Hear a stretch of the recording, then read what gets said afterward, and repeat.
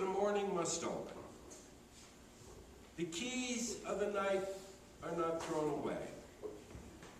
I who have loved mornings know its doors.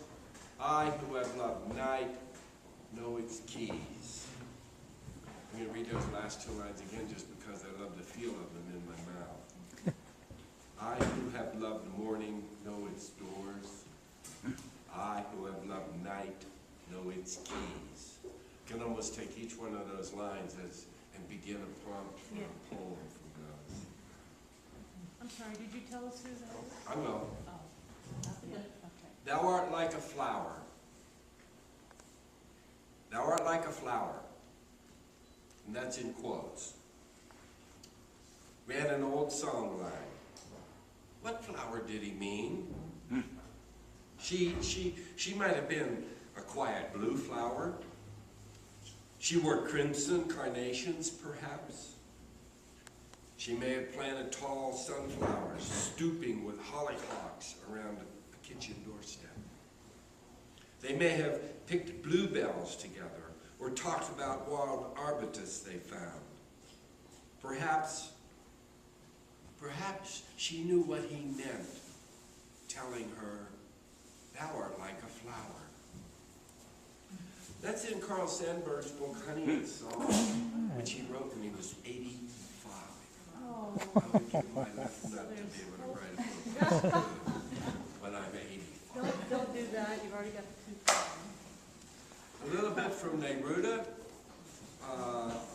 He has a wonderful booklet called Toward the Splendid City, which is part of it's a chronicle of his life, and part of it is about poets and poetry that he gave in his Nobel lecture when he won the Nobel Prize in 1972. The poet is not a little god. No, he's not a little god. He has not picked out a mystical destiny in preference to those who follow other crafts and professions. I have often maintained that the best poet is he who prepares our daily bread, the nearest baker who does not imagine himself to be a god. He does his majestic and unpretentious work, kneading the dough, consigning it to the oven, baking it in golden colors, and handing us our daily bread as a duty of fellowship.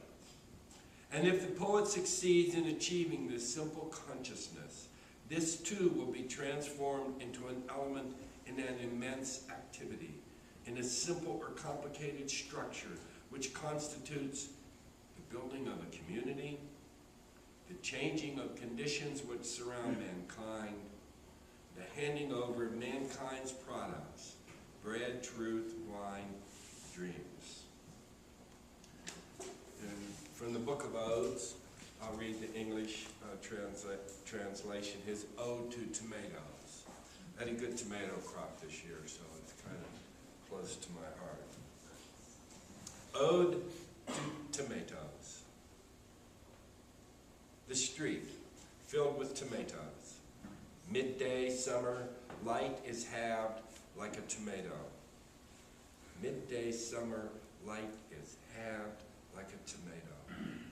Its juice runs through the streets. In December, unabated, the tomato invades the kitchen.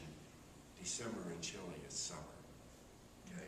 In December, unabated, the tomato invades the kitchen. It enters at lunchtime, takes its ease on countertops, among glasses, butter dishes, blue salt cellars. The tomato sheds its own light, benign majesty. Unfortunately, we must murder it. The knife sinks into living flesh, red, viscera, a cool sun, profound, inexhaustible, populates the salads of Chile. Happily, it is wed to the clear onion, and to celebrate the union, we pour oil, essential child of the olive, onto its halved hemispheres. Pepper adds its fragrance, salt its magnetism. It is the wedding of the day. Partially hoists the flag, potatoes bubble vigorously. The aroma of the roast knocks at the door. It's time, come on. And on the table at midpoint of summer, the tomato, star of earth, recurrent and fertile star, displays its convolutions, its canals, its remarkable amplitude and abundance. No pit, no husk, no leaves or thorns. The tomato offers its gift of fiery color and cool completeness. Of fiery color and cool completeness. Pablo Neruda. Why don't I pick these things? Are those young kids still here? Yeah. Okay, I can't. Me I'll too. change what I'm going to Don't read. do it. A few things I won't read. I want to do it anyway. No, there's a few Come on, things Dan. I won't read. A haiku that I've written recently. I'm sure there have been times in your life when you have believed so intensely in your own delusions that you dove into them and came up soaking wet. So I was watching my cat, and this is the haiku that came about. Robins in the treetop, reflecting in the fountain. Black cat lunges, splash. Robins in the treetop, reflecting in the fountain. Black cat lunges, splash. So it's kind of a little lesson on the difference between a prose explanation, I dive into my illusions and come up soaking wet, and say poetry, which would come out as a haiku. You all know that I can't see, of course, because of the light during the dark. Peachy. I'm going to read some fruit poems and things like that because of the season and because I had the marvelous gift of a fruit tree, peach tree this year, that every time I pick peaches off of it, I find more. Peachy. So what's up, Jack? Seen any multiplication tables in your carrots? Calculus formulas in your salmon fillet? Where do you think ideas come from, Jack?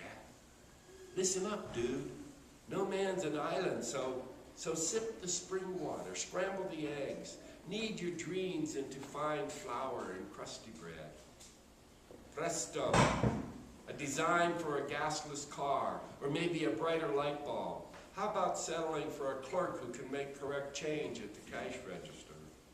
Oh, ye mighty lima beans, the thrill and power of plump potatoes. Imagine the inventions in Newton's apples, how they give so generously.